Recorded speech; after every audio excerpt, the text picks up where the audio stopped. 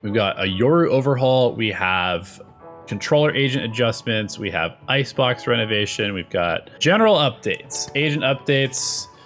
We have, okay, this is actually big. We've improved the system used to place abilities targeted at ground locations. This update should make it easier to find valid placement locations in tight spaces. These abilities are Omen's Shrouded Step, Viper's Pit, Chamber's Trademark and Rendezvous, every Killjoy ability, Yoru's Gate Crash, Sage's Barrier Orb.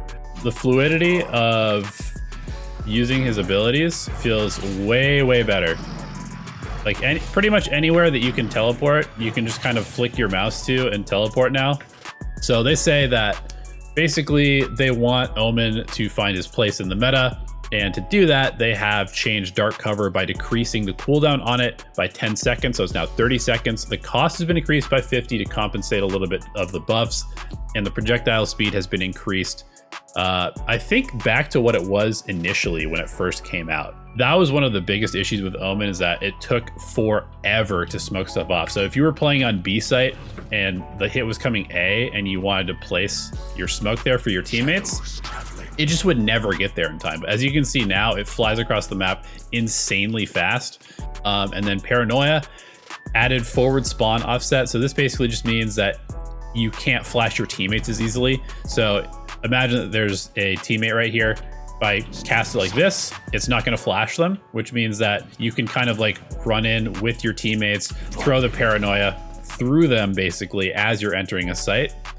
Moving on to the next controller who's been changed, we have Brimstone. So they say that Brimstone is in a relatively healthy spot. I tend to agree. I think he's powerful enough, but he's not overpowered like Astra and Viper, which is why he hasn't been played. Sky Smoke. Deploy time has been decreased by 1 second. So that's actually a pretty big deal. That means that the smokes are going to come down faster. So your executes can be even more explosive. The deploy radius has been increased. So he has a little bit more range on the iPad. And the smoke height has been increased to match other controllers. And then Stim Beacon now applies a 15% speed boost in addition to rapid fire. So literal run and gun is even more on the menu. I can just imagine like some, 5-man stinger round 2 coming in. Oh god, it's gonna be insane. If you're playing in Neon, it says 15%, so I assume that is applied on top of Neon's speed boost already. So you're gonna have Neon just absolutely freaking zooming, and certainly on pistol rounds. I mean, just imagine you've got 5 people running at you with just classics spamming you, and they're moving faster than you expect. It's gonna be really hard to actually shoot them. Now, as far as the Brimstone Smoke, you can see that the iPad is definitely bigger. So if I'm playing middle, I can actually smoke both sites from here, which is obviously very important. One of the problems with Brim is that you can't like cover the whole map, which means that you have to be very selective where you play. As far as the height goes, let's go ahead and smoke this off and see. Okay, so it's definitely taller than it used to be. So this actually covers this whole doorway. I mean, these smokes are like almost instantaneous. And because they're so thick, it's really dangerous to push Brimstone Smokes. So I could actually see him becoming a reasonably good staller. The level of nerfs that we're talking on Astra in particular, and also on Viper, I think that we're going to see an incredibly large shift in the meta in professional Valorant. First of all, stars have been reduced down to 4 maximum. The cooldown on retrieving star has been increased to 25 seconds from 14. So that means when you pull back a star, it now takes 25 seconds before you can actually use it. You actually really have to think about pulling back stars and when to do it. But so now you can actually pull them back in the freeze time in between rounds. So that is a nice little quality of life buff, but everything else is a nerf to Astra. He still has global, but you can actually just be like, boom, and it's a little bit more accurate. And if you mess it up, of course, you can pull it back, and then you can place it again more accurately. So quality of life buffs to Astra, but the big nerfs are to Gravity Well. Cooldown has been increased to 45 seconds. What was it before? 25 seconds? You could use Gravity Well, quick math, like 4 times in a round, potentially. So now you get to use it twice. You get to use it twice. Same thing applies to Nebula, or to Nova Pulse. Cooldown also increased to 45 seconds. So now basically you get one shot, which means that baiting Astra utility is going to be very, very strong. If you see an Astra star, you just, you know, fake hit the site. They're going to use their ability. You know, they're going to try and stun you. If it doesn't work, Astra has like basically no utility now. And the fact that the cooldowns are so long makes her a lot less versatile. We still do have the smoke on pullback, so you can use this to take space quickly, which is cool. But again, the cooldown on that star coming back off of cooldown to be able to use is very, very slow. We also have Nebula. The cooldowns are now sequential instead of simultaneous. So it blocks the cooldown of the other one. Oh my god. So this makes 2 smokes for Astra really, really bad. If I smoke both, you can see the other one is just now cooling down. So it used to be you could do this and then both of them would come back off cooldown in like 25 seconds. But now you're gonna see the cooldown, once this one goes down, the other one is going to start ticking. Everything about Astra's kit has been massively, massively slowed down. So, Viper nerfs. They said that they liked her hybrid controller Sentinel style. You know, that was kind of the big thing, is she was basically like the best Sentinel and the second best controller in the game, which is why she's so popular. Fuel drain has been increased by 50% when Toxic Screen and Poison Cloud are both active. So you can see that the orb goes up, my fuel is going down at that rate. Now if I put up the wall, you can see it really start to shoot down. So basically, you're gonna have to be a lot more strategic about how you use the wall, I think, because if you can block off like a bunch of sight angles, you're probably gonna wanna just use the wall and save the orb for something else. The wall is put down. There's yellow lights now, which means that you can't use it again. The cooldown is a lot higher. Toxic Screen cooldown after deactivating is now 8 seconds instead of 6, so you can't put it up and down nearly as quickly. Kind of a little shadow buff to KO.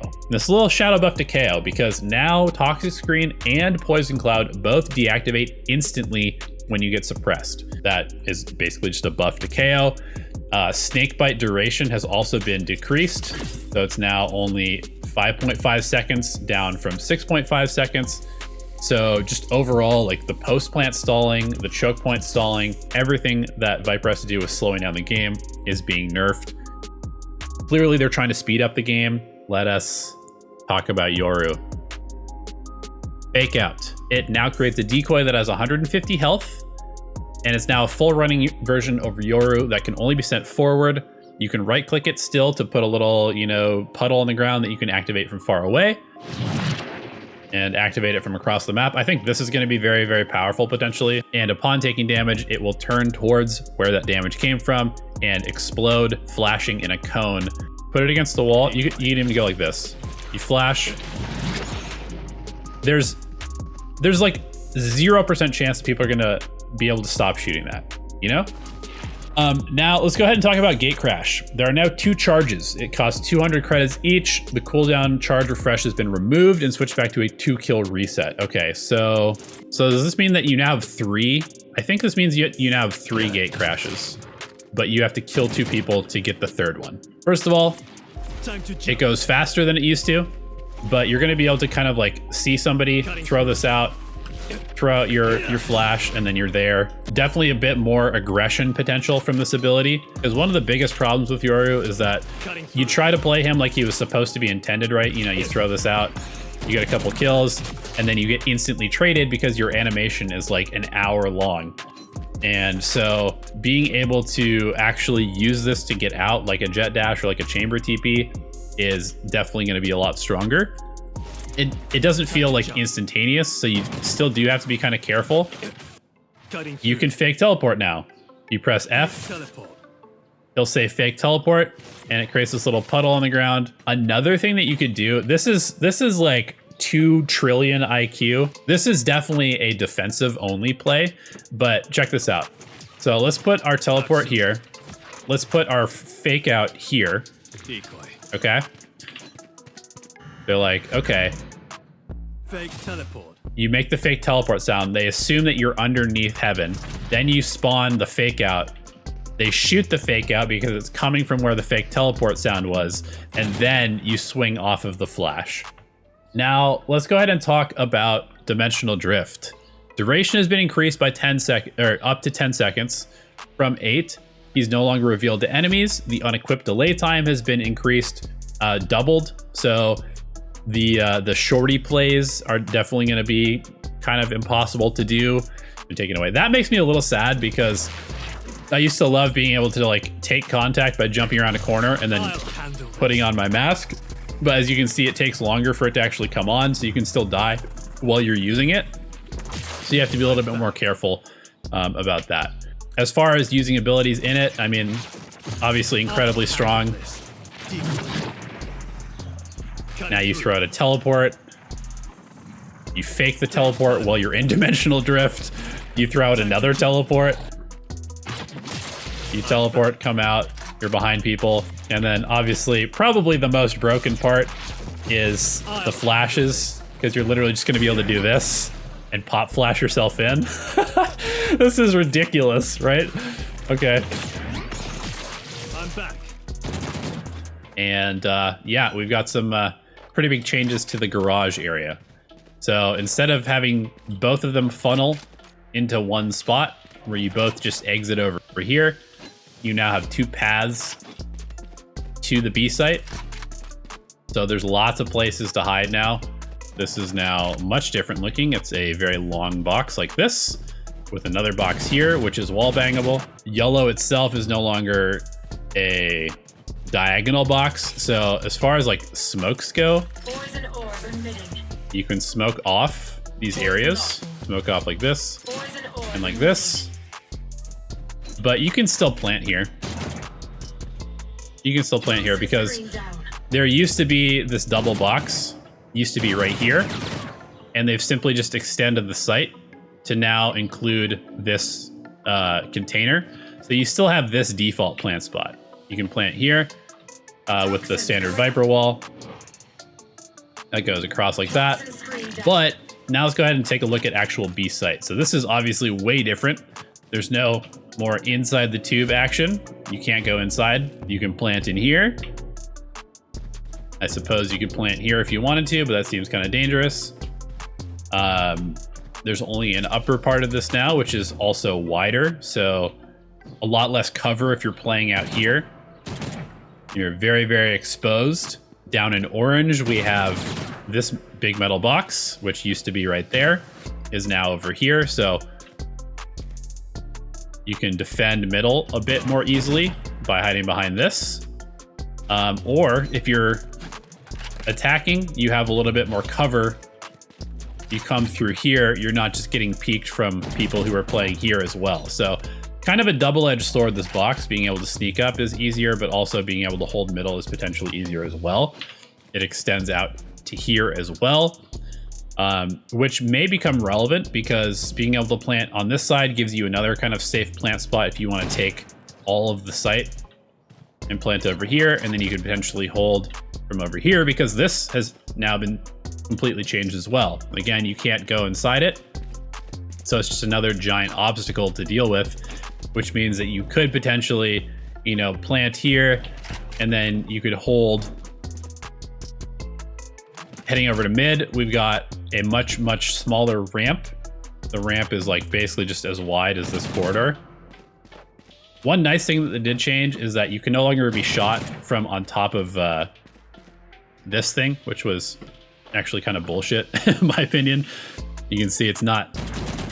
You could wallbang people, I suppose, but you can't just like shoot people who are playing in middle from on top of screens, which is good.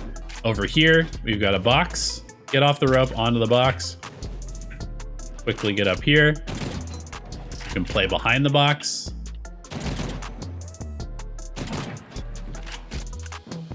I think this kind of makes somebody like Raze potentially even better on this map. Just because being able to clear out, you know, these weird little areas with nades and boom bots could be very, very important. They also changed pipes. So now if you're coming from the attack side, you can't just jump up and over pipes. So you actually have to come around like this. So that is a pretty big nerf to attacking on this site, because you used to be able to just be like boom, boom, up and over. Then you're like already around here, you know, peeking down on people. So lots of icebox changes, which is good because icebox was one of the most boring maps in the game.